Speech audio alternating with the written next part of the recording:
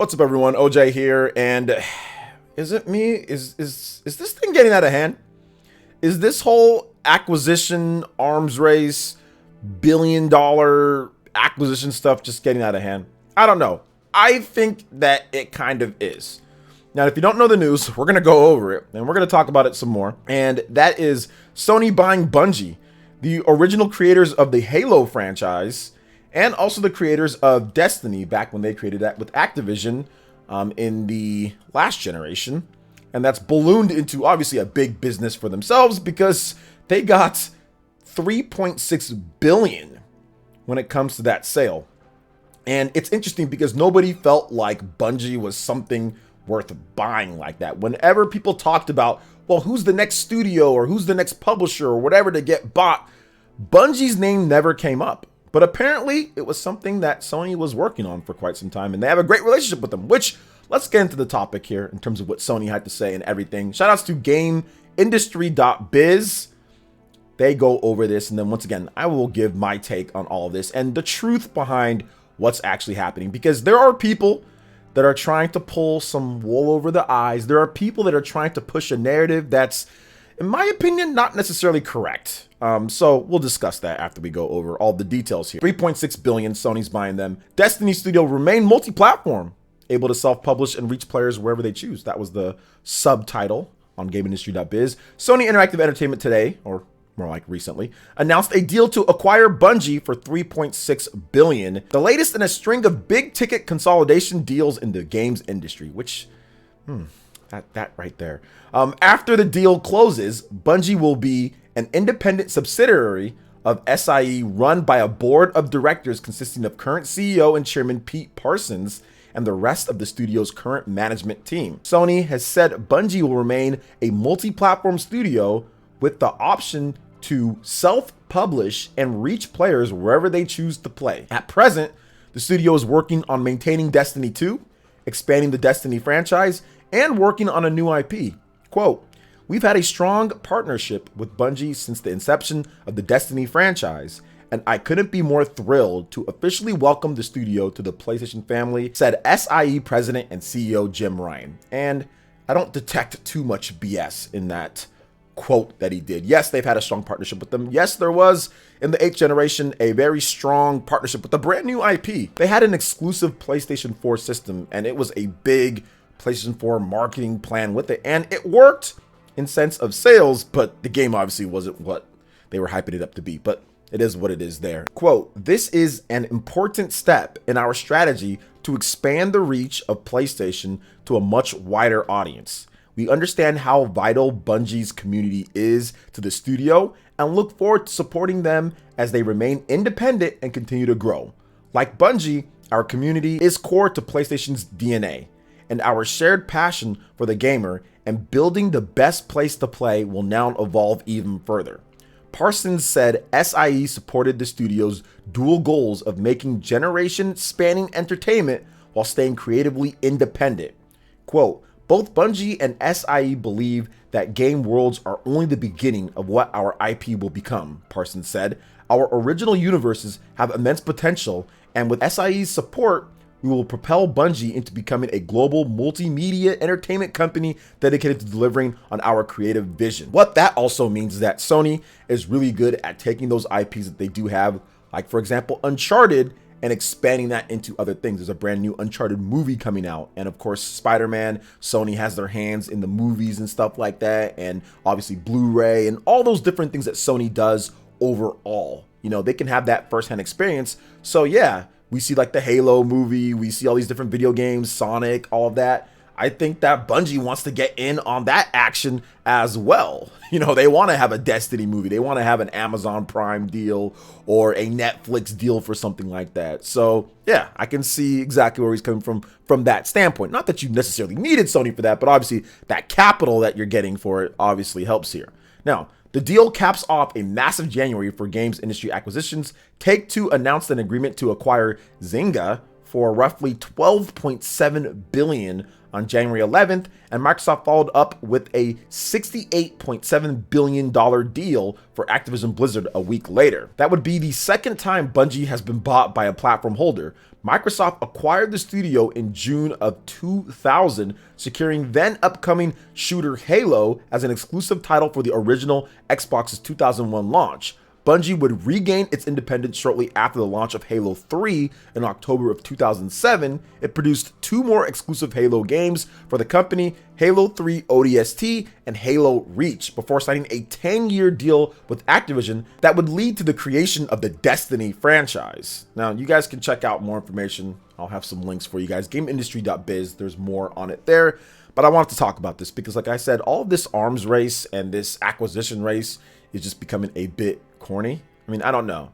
I'm not a fan of consolidating everything into just a few different companies. Like, I just don't know if it's a good idea for 2 companies to own everything. And yes, this is not anywhere near the size of what Microsoft did with Bethesda or with Activision. It's not comparable because Bethesda and Activision, they owned multiple IPs. They were bigger publishers that owned multiple IPs and obviously sold for a lot more, with Bethesda selling for more, and then of course Activision selling for a lot more. So it's not the same thing. And once again, you know, this is a very big independent studio, So I understand maybe where Sony's coming from, but this whole, I have to buy up all of this because they've done this, and I have to buy up all of this because they've done this, is just getting a bit old at this point. And like I said, I don't want 2 companies owning every single third party or anything like that. So this isn't as bad, and I'm not trying to relate it, or not even as bad, but this isn't the same thing, because depending on what side of the fence you're on, you might think that this is bad or this is good. If you really love Game Pass or whatever for Xbox, or if you're a Sony fan and you really love Destiny, it's like, oh, well, this is good, now we're going to get this. But they did state that it's going to be multi-platform. So why are they saying that? This is where the truth comes into play. Sony is definitely feeling a little bit threatened, right? They were threatened with the whole Activision thing. They were trying to call Phil Spencer. They had to talk to him because they're worried about their cash cow. Call of Duty is a huge cash cow for the PlayStation brand. And now you're looking at a bunch of other IPs, right, with Activision. So much stuff being pulled over there. Now you're looking at stuff, you know, that's been out there, Bethesda stuff. So this is definitely threatening what Sony can do. Sony makes a lot of money off of third-party game sales, but if your competitor owns those games and can do whatever they want with them, they don't have to put them on the PlayStation. This could be the difference between making billions of dollars across all these different IPs like Overwatch, Doom, and Call of Duty. All of this stuff is just so big. When you look at it overall, I do think that Sony also wants to have some bargaining chips, because this might be the biggest thing when it comes to this. Yeah, they came out real quick and said, okay, this is multi-platform. Don't worry, it's still independent, but they're just helping us with other things. But I do think that, yeah, if or when eventually Call of Duty goes exclusive, I think that Sony wants to have some chips on their side and say, okay, well, we're going to pull our game that was multi-platform, because Destiny's big on Xbox too. So I think that's also another thing here. It's like a bargaining chip to say, hey, look, this is multi-platform as well. You keep your games multi-platform. When it comes to the big shared online communities, we'll do it with ours, because Destiny is still big on a lot of different platforms. And if Sony wants to say, okay, well, that's exclusive now because you're pulling that, it can definitely be used as somewhat of a bargaining chip to make sure that that type of stuff does not happen. But once again, it's still all intrinsic when it comes down to it. I think that if Microsoft wanted to make it exclusive with those certain games like Call of Duty, they will. But I do feel that Sony wants to make sure that they're prepared just in case. And also to convince Microsoft and say, hey, look, we've got some big guns over here too, but we're going to keep it multi-platform as long as you do. So I think that's also part of it as well, because Destiny is like, yeah, it's not the greatest in my opinion, but at the end of the day, it's still a big game, and they're working on a new IP. We don't know what's going on with that new IP. If that turns into a huge new shooter, because Bungie is highly capable of making a massive multi-million selling shooter that everybody is into, then that can also be a very big piece in this puzzle as well. Yes, it wasn't a knee-jerk reaction to Microsoft and this whole deal with Activision Blizzard. Some people are trying to say that, or trying to hint that, and that's not the case. No, but it is a reaction to Microsoft doing what they're doing. In the previous 10 years plus that I've been covering Sony, I have not seen them open up the wallet, the book, this much as they've been doing. They've been buying up everything. they've been buying a lot of studios that they had relationships with or they've worked with a lot that were kind of independent studios like Insomniac that would create sometimes games for other companies, but for the most part, their main theme was Ratchet and Clank, it was Resistance, it was working with Sony, right? Housemarque, for example, you know, the Super Stardust and games like that, also Returnal. So they've been buying a lot of those studios, but now they kind of go out a little bit outside from that because it's not like Bungie was making exclusive games for the PlayStation systems. They're making everything multi-plat. Yeah, they had a marketing deal, but it wasn't like the Insomniac purchase. It wasn't like the Housemarque purchase. It wasn't like some of the stuff that Sony's done before. It wasn't like Bluepoint, which was working exclusively on those Sony IPs or first-party IP. So this one is Sony kind of going a little bit out from what they usually do and looking at it like, yeah, we need to stay in this. We need to keep up.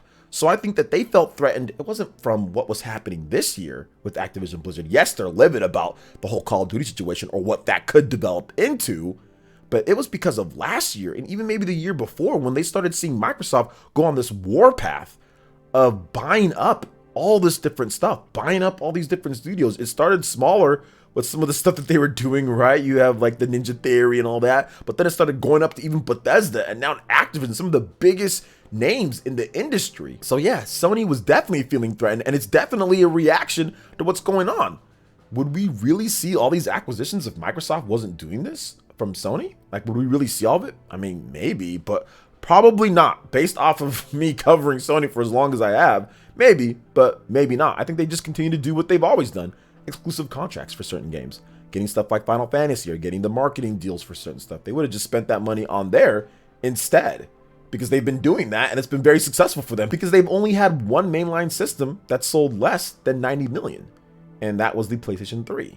All the other systems that they've released, mainline systems, have all been 100+ million sellers. PS1, PS2, PS4, and the PS5 is probably going to get there too based on the way that it's selling. They just got to provide the stock. So to me, I'm looking at it and I'm like, yeah, like this stuff's getting out of hand. It's like, oh, well, no, I'm going to one up you. I'm going to one up you. I'm going to try to one up you. And now everything's getting consolidated into just a couple companies. And is that good for business for everyone? I know some of you guys want to know like my angle on it when it comes to what Nintendo's lane is. And to me, I don't really think it affects anything.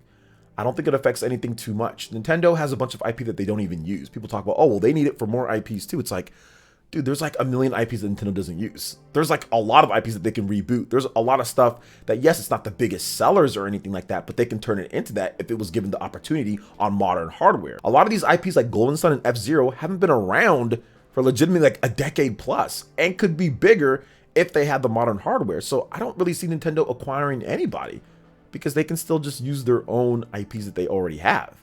And I don't see Nintendo even stressing about what's going on, because Bungie never really supported Nintendo anyway. From what I understand, there are no Bungie games on a Nintendo platform. There might be something in the past, maybe something that I missed, but for the most part, Bungie doesn't support. There is no Destiny on the Nintendo Switch. Destiny came out on the Xbox One, it came out on the PS4, the first games, not on the Nintendo Switch. So it's not like they want to support Nintendo or anything or had some type of community or relationship with them anyway. So this doesn't really affect Nintendo too much. When it comes to the overall scope of things and the truth about it, how much does it affect Nintendo is going to make them panic into something, which I've seen people say that they need to buy Square Enix or they need to buy Sega, or they need to buy something. It's like, no, they're not going to do that. Nintendo hasn't even bought Intelligent Systems, and they've been working with them for decades that make the Fire Emblem games. They haven't even bought them. They were only forced to buy Next Level Games because they were going to put themselves on the market, and it took them a while before they bought Monolith Soft, right? So to me, Nintendo's not really going to get into this arms race of doing that. They've never been in that type of race, and they're not going to. They just need to make sure that they're making the best games that they can make. I mean, heck, I was looking at like the top games in the UK, a region where Nintendo is not necessarily strong. But this past week with Pokemon Legends launching, they had 20 out of the top 40 games in the UK with the weakest hardware, with not the best graphics. So really what it comes down to is the games for Nintendo. As long as they have a lot of games that people are excited about and want to play, they're just going to be fine. As long as you have the Switch that's a hybrid that can play on the go and also at home, which is very important to many people, especially when a lot more people are spending time indoors and maybe you don't have the TVs with your brothers and sisters or cousins or nieces and nephews, and you can have your own screen that way. That's really helpful to a lot of parents out there. That's really helpful to a lot of people out there.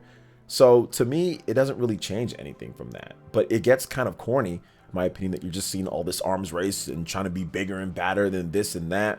Like, I understand it. Like, I get why it's happening. I understand business completely, but that doesn't necessarily mean that I have to like it or think that that's something that's going to be overall better for all the gamers out there. Because I'm not sure if it is. I really don't know if it is that way.